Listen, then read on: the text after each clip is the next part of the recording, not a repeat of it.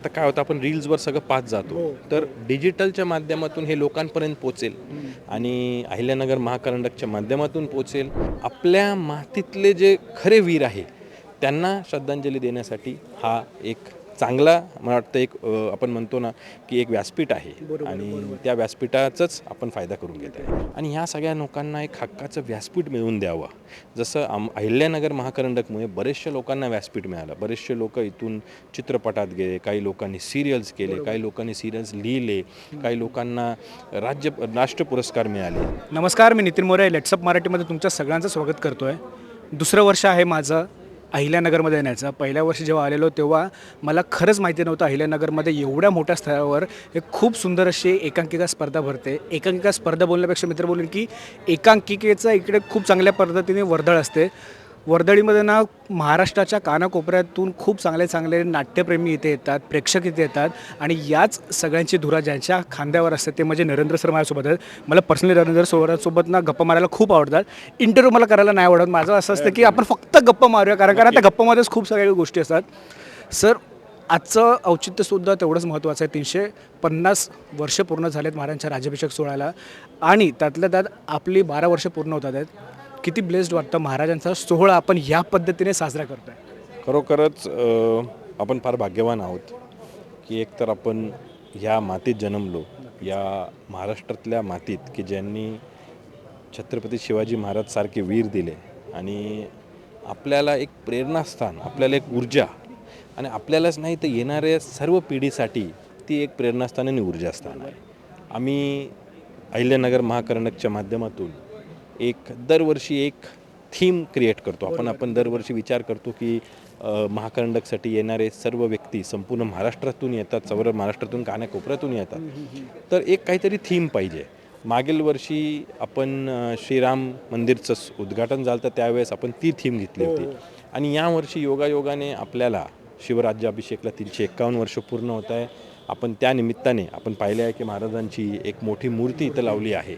त्याचप्रमाणे इथं जुन्या शिवकालीन वस्तूंचा प्रदर्शनसुद्धा आहे. तर फक्त आपण एकांकिका पाहायला नाही आलो आहोत, तर आपण त्या वातावरणात आहोत की आपण कधी कधी काही वस्तू पाहून थोडं ट्रान्सफॉर्म होतो किंवा आपण त्या काळात जातो. कारण त्या काळातले आपण म्हणतो की शस्त्र कसे होते, त्या काळातले नाणी कशी होती.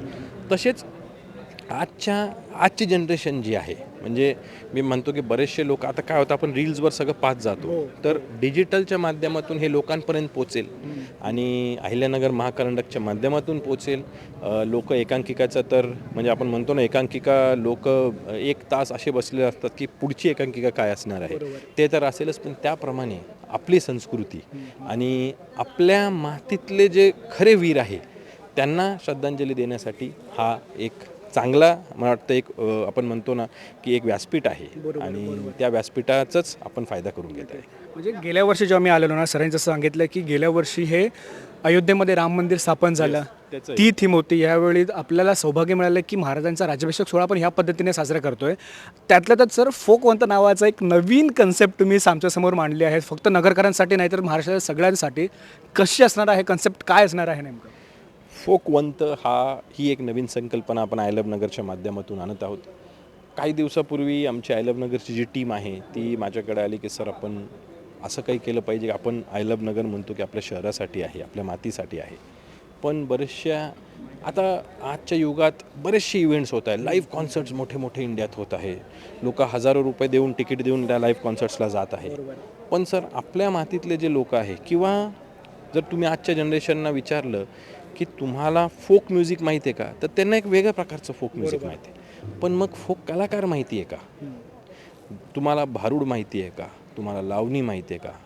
तुम्हाला वेगळे वेगळे प्रकारचे जे आपल्या मातीतले जे काही आपण म्हणतो कलाकार आहेत ते माहिती आहे का? तर ते फार कमी लोकांना माहिती आहे. आणि ह्या सगळ्या लोकांना एक हक्काचं व्यासपीठ मिळवून द्यावं.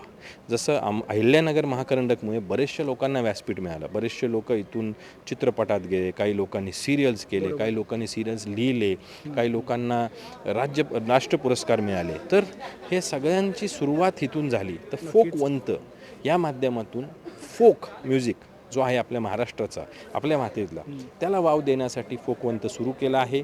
आणि हा फक्त अहिल्यानगरच्या लोकांसाठी नाही, तर संपूर्ण महाराष्ट्रातील, संपूर्ण देशातील फोक.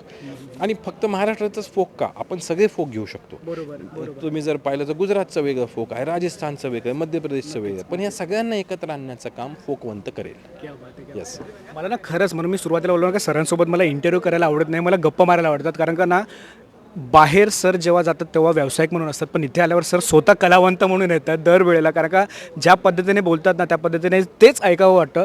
सर, तुर्तास मी तुम्हाला इकडे सुट्टी देतो, कारण का एकांकिका तुम्हाला बघायची आहे, त्यासाठी आपण उद्या परवा 3 दिवस आपण इथेच आहोत, तेव्हासुद्धा आपण गप्पा मारू. आणि पुन्हा एकदा धन्यवाद सर, आमच्यासाठी हा नवीन आणि एक नवीन कन्सेप्ट, नवीन नजराणा घेऊन आल्याबद्दल. त्याबद्दल थँक्यू. आभारी आहे.